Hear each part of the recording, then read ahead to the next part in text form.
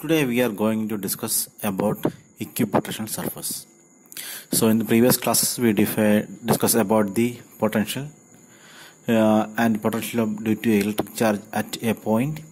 So all these things we discussed in the previous sessions. Now we are going to discuss about the equipotential surface. So in the name itself we got some idea what is that. So the definition is an equipotential surface is a surface in an electric field in which potential has the same value at every point. That is,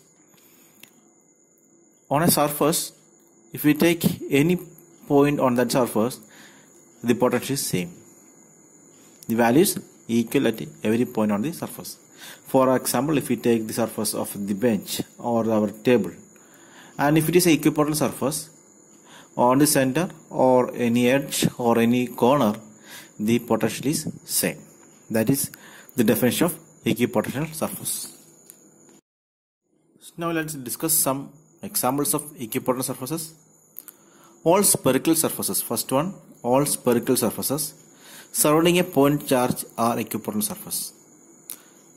Second one, a plane perpendicular to the axial line passing through the center of a dipole is an equipotential surface. Third one, the surface of any charged conductor is an equipotential surface.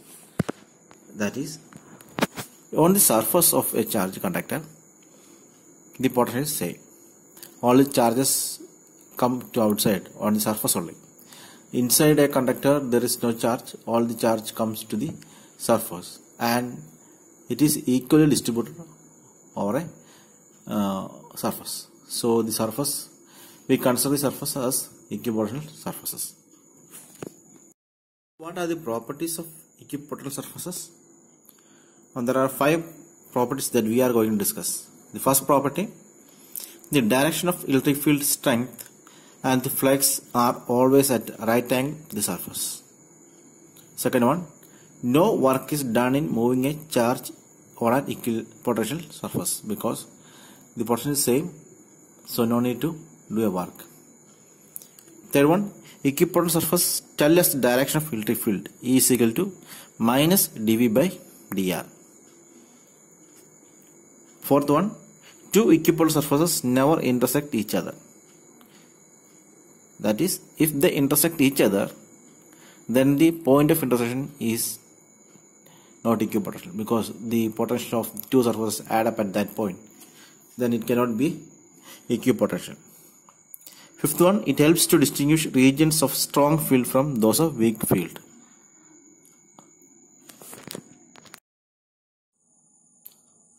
The next topic is the relation between electric field and electric potential. So for that, let us consider two surfaces.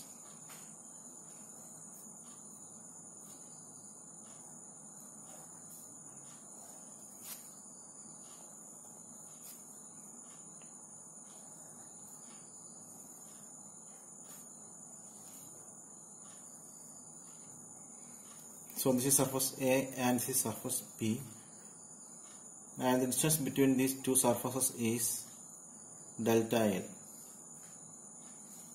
and the potential at the surface A is V, and this is V plus delta V. That is a small change in potential. So these are the two surfaces, and this is the direction of electric field. So these two surfaces are in the direction of electric field. Okay, these are the basic requirements that we have to know before we start the derivation. Okay, so for the work done, if we want to take a charge from this point to this point, so we have to do some work. So by the definition we know that work is equal to E delta L. In some textbooks they use the dl also, that's okay. So W is equal to E dl. But we know that work, we define the work as it is the work done to take a charge from this point to this point. That is, work is the difference in the potential. Work is the difference in the potential. That is VA minus VB. Or we can write it as, what is VA? That is V minus what is VB? VB is V plus delta V. Or we can write it as this V and V get cancelled and this becomes minus delta V. So now we have two expressions. This one and this one. So in both equations, left side is work. So we can equate the right side. So what we got? We got E delta L is equal to minus delta V, or E is equal to minus delta V by delta L. So that is the relation between electric field and the potential. And this delta V by delta L is called potential gradient. The potential gradient. Okay, so it is defined as is the rate of change of potential with the distance. What is the potential gradient? So potential gradient we can define as potential gradient is the rate of change of potential with the distance. Okay, that is potential gradient. And in the equation we can see a negative sign. So what this negative sign indicates? The negative sign signifies that the potential decrease in the direction of electric field. That means if it is we are moving in the direction of electric field, that potential decreases. And so earlier in the sessions when we discuss about the electric field, we discussed that F is equal to EQ or E is equal to F by Q. So from here we can conclude the SI unit as Newton per Coulomb. Now from here we can derive the unit for electric field is volt by meter. So 1 volt by volt per meter is equal to 1 Newton per Coulomb. So from this here we can conclude that 1 Newton per Coulomb is equal to 1 volt per meter. So in the previous sessions we discussed about potential due to a point charge or a single charge. So in this session we are going to discuss about the potential due to a system of charges. Suppose there are multiple charges are there. So in first case we are considering a system of two charges Q1 and Q2. So if Q1 is there, so if you want to bring this Q1 from infinity to this point, we don't need any work because there is no other charge or there is no electric field here for attraction or repulsion. So the potential for this charge Q1, we can write it as V1. So V1 is equal to 1 by 4 pi epsilon 0 Q1 by R1. Okay, Q1 by R1. So that is the potential due to the single charge. But if you are taking this charge Q2 to this point, let us take this point P and this is R. So if you are taking this Q2 to R, we have to consider two things. One thing, we have to take this charge from some infinity to this point. So there is a potential for Q2. At the same time, this Q1 is here. So it experiences a attractive or repulsive force depending on the charge. So when we consider the energy, we have to consider two cases. So we can write V2, the potential due to the second charge. So we can write V2 is equal, or the V2 is equal to 1 by 4 pi epsilon 0 Q1 Q2 by R12. This R12 is the distance between these two charges. Okay, so that is the potential due to second charge. So the potential energy for the two charges Q1 and Q2, we can define U is equal to 1 by 4 pi epsilon 0 Q1 Q2 by R12. That's the potential energy due to the two charges. And if both charges are positive, that is Q1 and Q2 are of same sign, same charge sign, That is either positive or negative. Both are positive or both are negative. Same sign. Then the sign of Q1 and Q2 is obviously it is positive. So the energy is positive. But that means the force here is repulsive force. Force is repulsive force here if they are of same charge. But if the charge are different, that is one is positive and one is negative, what happened? It's attraction, and the charge sign also changes here, and the energy became negative. That means if the charges are opposite, the energy is negative, and if the charges are same, then the energy is positive. Now let's consider if there is one more charge, Q3 is also there. So first we have a charge Q1. Okay, so due to Q1, there is a potential is there. So as we discussed earlier, due to the Q1, V1 is equal to 1 by 4 pi epsilon 0 Q1 by R1. So R1 is the distance from infinity to this point, that is the distance covered to take this charge from a point to this point. Now we are placing another charge Q2.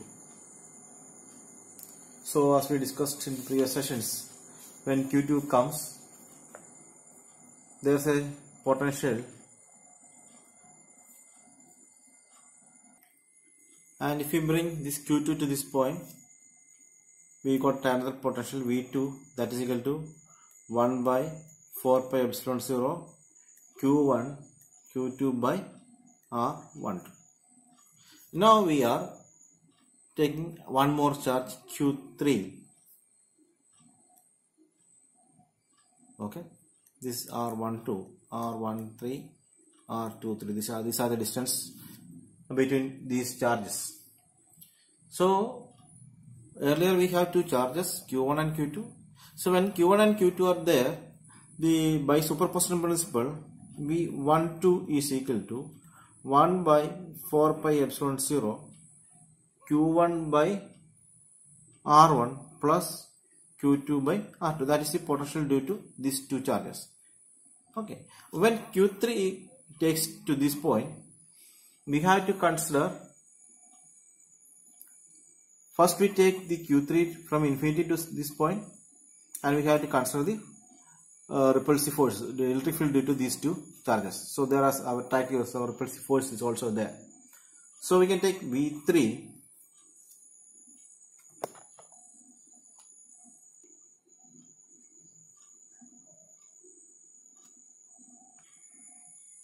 So we can write V3 is equal to Q3 into V12. That's equal to 1 by 4 pi epsilon 0 Q1 Q3 by R13. This R13 is the distance between Q1 and Q3 plus Q2 Q3 by R23. So this is the potential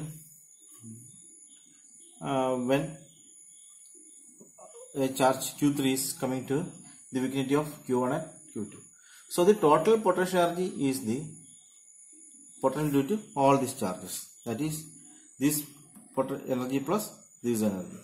So total energy we can write U is equal to 1 by 4 pi epsilon 0 Q1 Q2 by R12 plus Q1 Q3 by R13 plus Q2 Q3 by R23. So this is total potential energy due to a system of charges.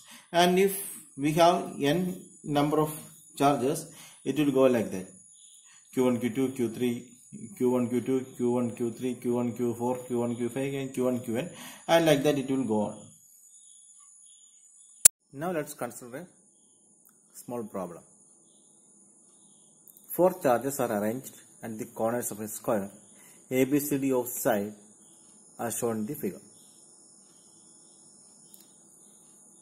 First question: find the work required to put together this arrangement. Second one: A charge q0 is brought to the center E of the square. The four charges begin held fixed at its corners. How much extra work is needed to do this? So now let's start explaining these answers.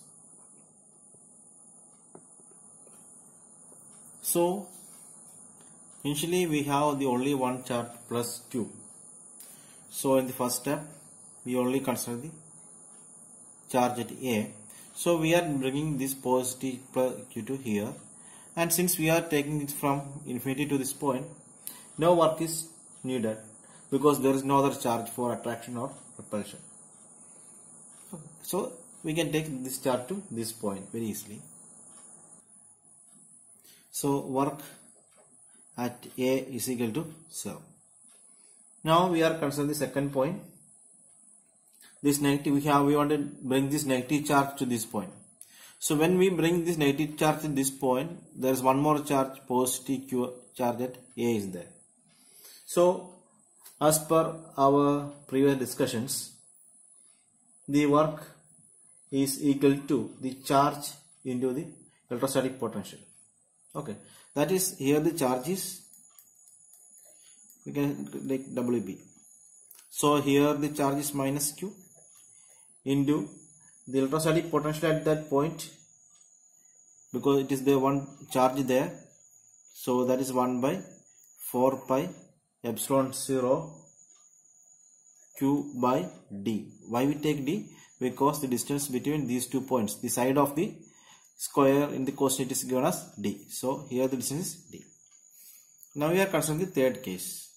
So now we are considering the point C. So when we bring this positive charge to C, we have to consider two charges, A plus q and minus q at A and B respectively. So when we bring this C to here, the work is equal to the charge into the potential. So here the charge is plus q and WC is equal to plus q into. So what are the potentials here? There are two potentials due to the charges at A and B. So when we consider at A, the distance between A and C is root 2d. Why we take root 2d?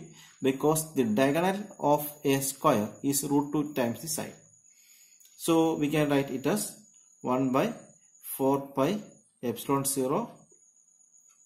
It is plus q here, plus q by root 2d, plus for B the distance is d only because they both are on the same side. That is 1 by 4 pi epsilon 0 q by d. Here we take minus q. Okay. Now, so what is common here? We can take all the q's, and the previous case also we can rewrite it as 1 by 4 pi epsilon 0 q squared by t. And here we can take the q common. So this becomes 1 by 4 pi epsilon 0 q squared into q squared by d. We can take the d also into here. This is 1 by root 2 minus 1.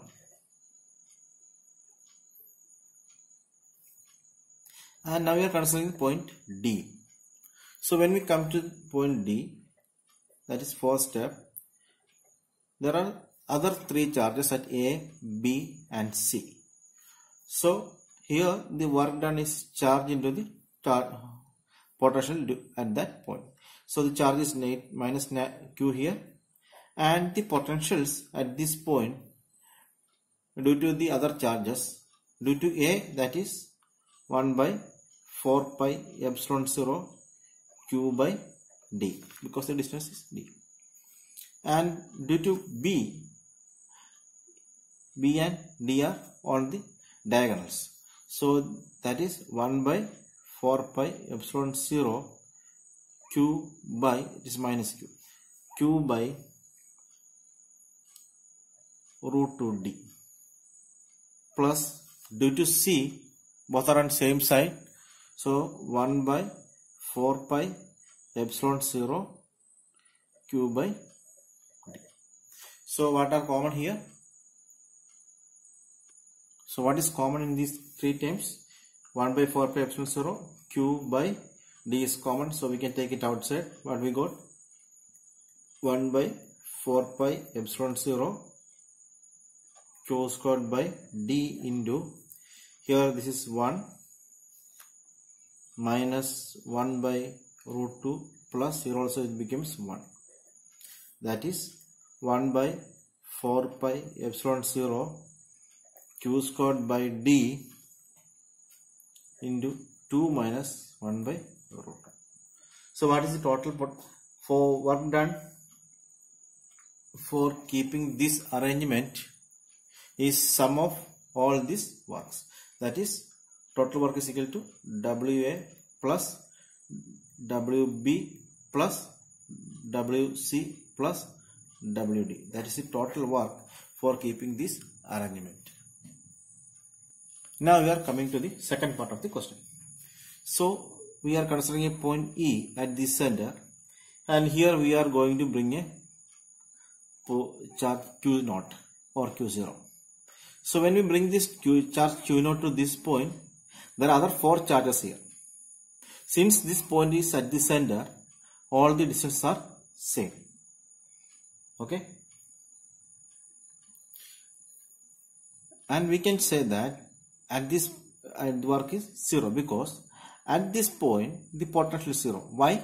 Because the potential due to A at this point is 1 by 4 pi epsilon 0 and this is d root 2 by 2.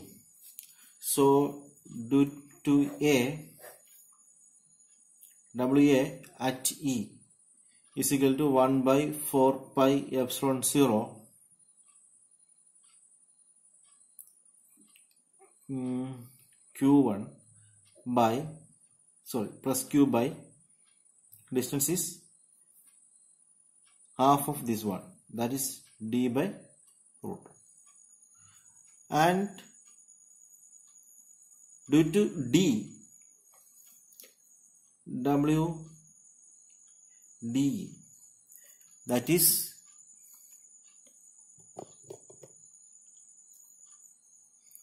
one by 4 pi epsilon 0 minus Q by D by root 2. So at this point, due to A and due to D both get cancelled. Similarly, the potential due to B and C also get cancelled.